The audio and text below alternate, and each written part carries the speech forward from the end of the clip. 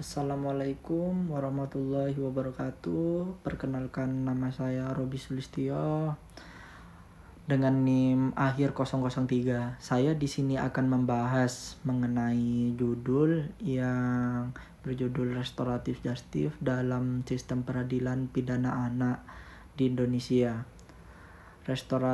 Apa itu restoratif justice? Restoratif justice yaitu keadilan restoratif dalam sistem peradilan pidana anak di Indonesia adalah pendekatan penyelesaian perkara anak yang berfokus pada pemulihan daripada penghukuman itu sendiri. Berbeda dengan sistem peradilan konvensional yang hanya menjatuhi pidana kepada pelaku. Restoratif justice mengutamakan dialog dan mediasi antara anak, pelaku, korban, dan pihak yang terkait.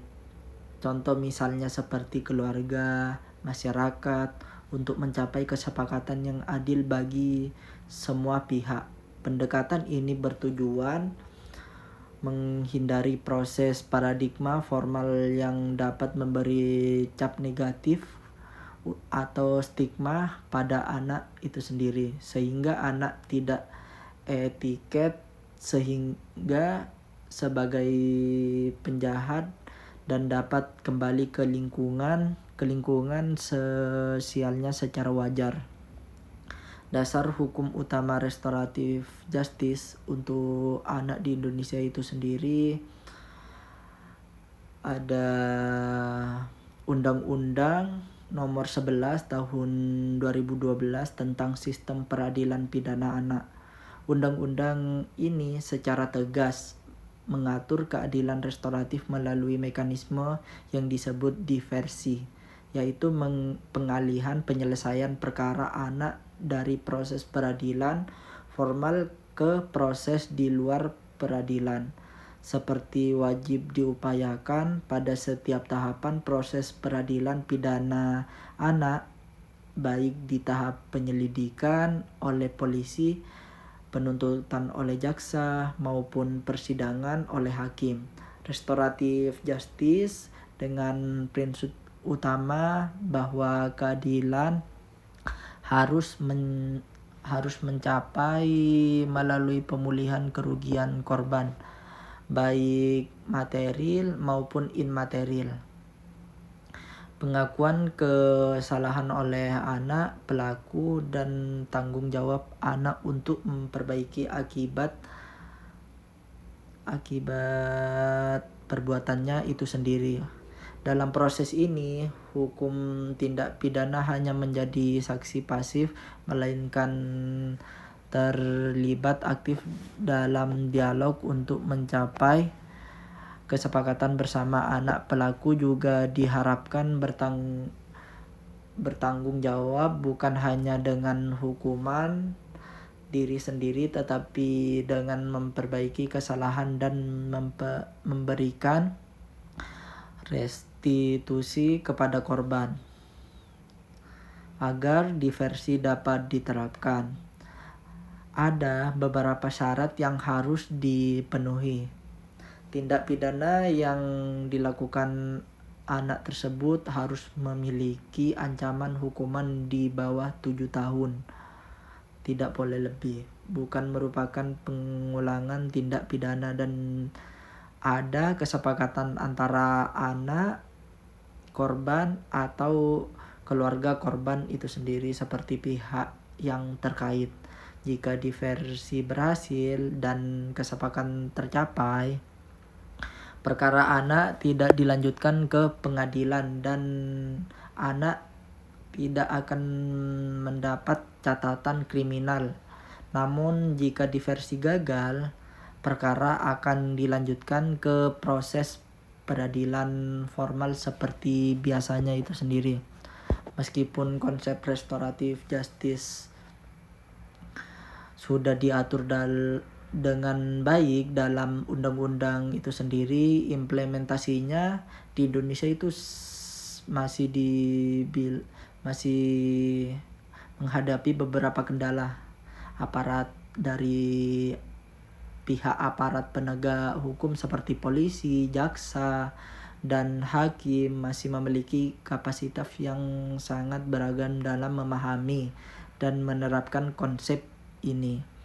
Pemahaman masyarakat tentang restoratif justice juga masih rendah, sehingga terkadang ada penolakan dari masyarakat yang masih berpegang teguh pada paradigma pelaku harus dihukum dengan penjara.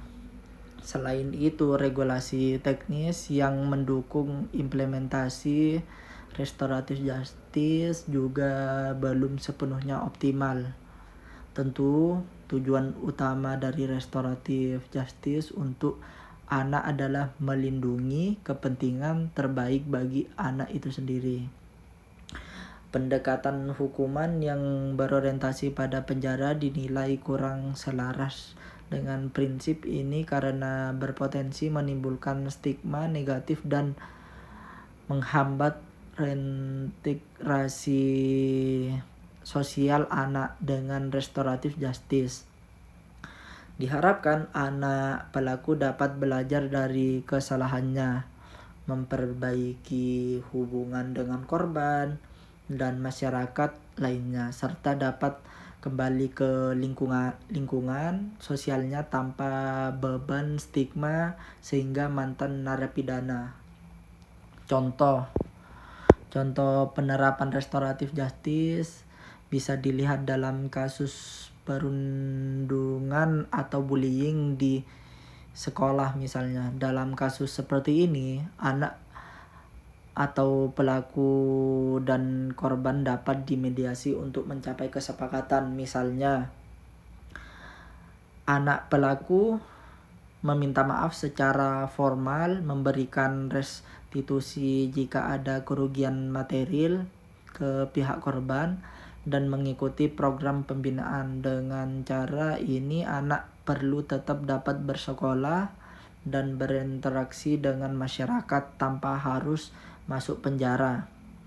Sementara korbannya itu sendiri, korban juga mendapatkan keadilan dan pemulihan secara keseluruhan. Restoratif justice merupakan perubahan paradigma yang signifikan dalam sistem peradilan pidana anak di Indonesia. Dari yang sebelumnya hanya fokus pada hukuman pelaku, sekarang lebih fokus pada bagaimana pemulihkan hubungan sosial, melindungi hak anak, dan memastikan anak dapat tumbuh berkembang secara wajar tanpa terjerat dalam sistem peradilan yang memberikan dampak negatif jangka panjang itu sendiri. Meskipun masih ada yang bertentangan dalam implementasinya, konsep ini sebagai solusi yang masih manusiawi dan sesuai dengan prinsip perlindungan anak yang ada di Indonesia. Mungkin itu saja yang bisa saya sampaikan. Kalau ada kurang dan lebihnya mohon maaf. Assalamualaikum warahmatullahi wabarakatuh.